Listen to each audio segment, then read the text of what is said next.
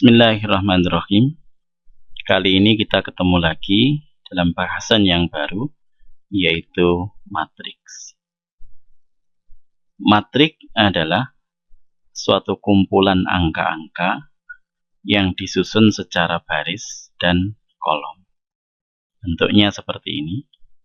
Biasanya matrik diapit oleh dua kurung yang seperti ini.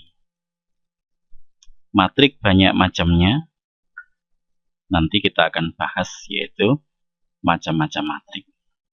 Dalam membahas matrik ini, kita menggunakan bantuan yaitu program Microsoft Excel.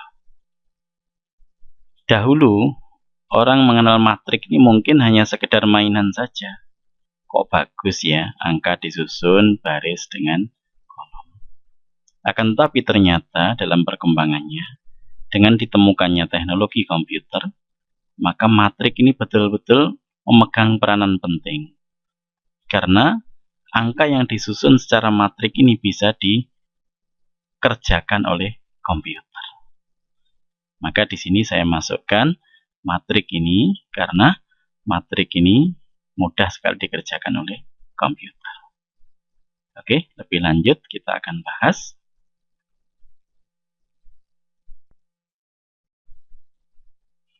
Suatu informasi kadang lebih jelas jika disajikan dalam bentuk matrik.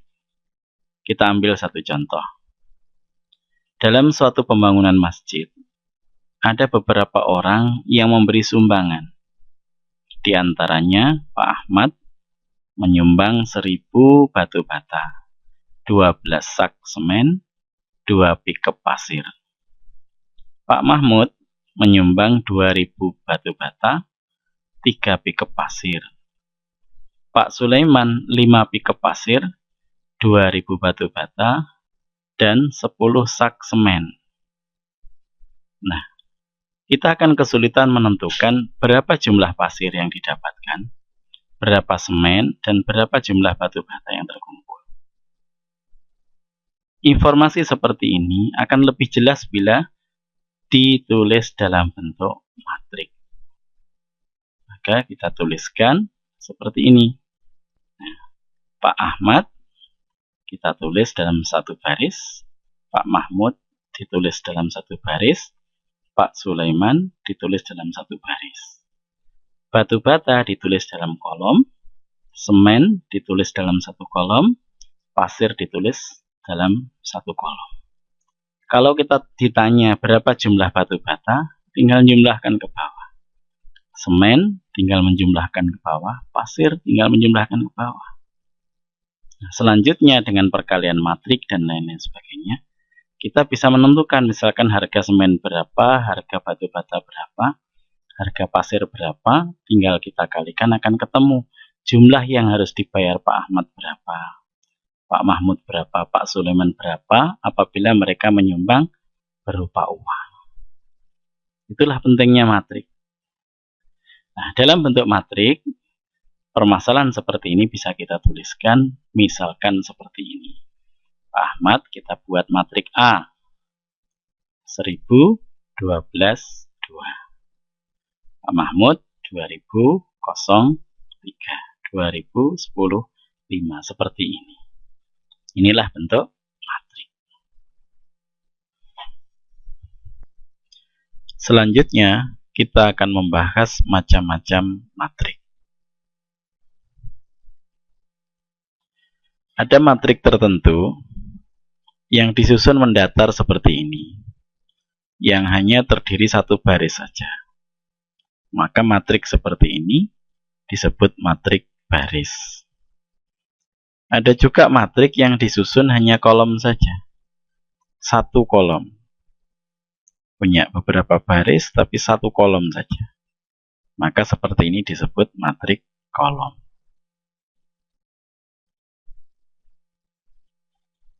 Ada juga matrik yang disusun tidak cuma satu kolom maupun satu baris. Beberapa kolom dan beberapa baris seperti ini.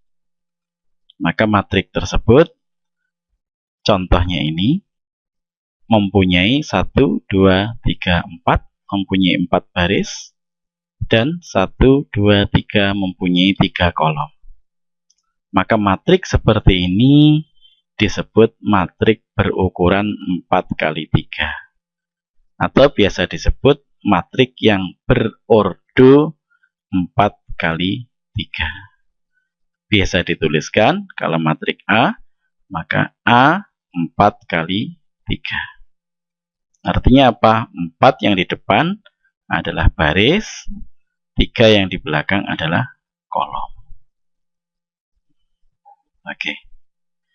Nah, matrik ini mempunyai elemen seperti angka 1, angka 4, angka 2. Ini adalah elemen dari matrik ini. Maka elemen-elemen tersebut bisa dituliskan dengan huruf kecil seperti ini. Misalkan elemen matrik A pada 1,1 artinya baris 1 kolom 1 adalah angka 1. Baris 1 kolom 1, maka ini.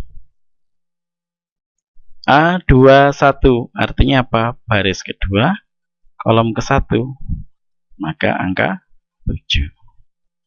Demikian seterusnya. Ini adalah elemen-elemen dari matrik A. Oke, kita lanjutkan lagi.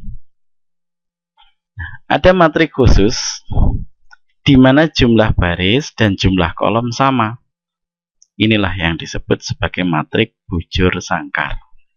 Kita ketahui namanya bujur sangkar, seluruh sisinya adalah sama.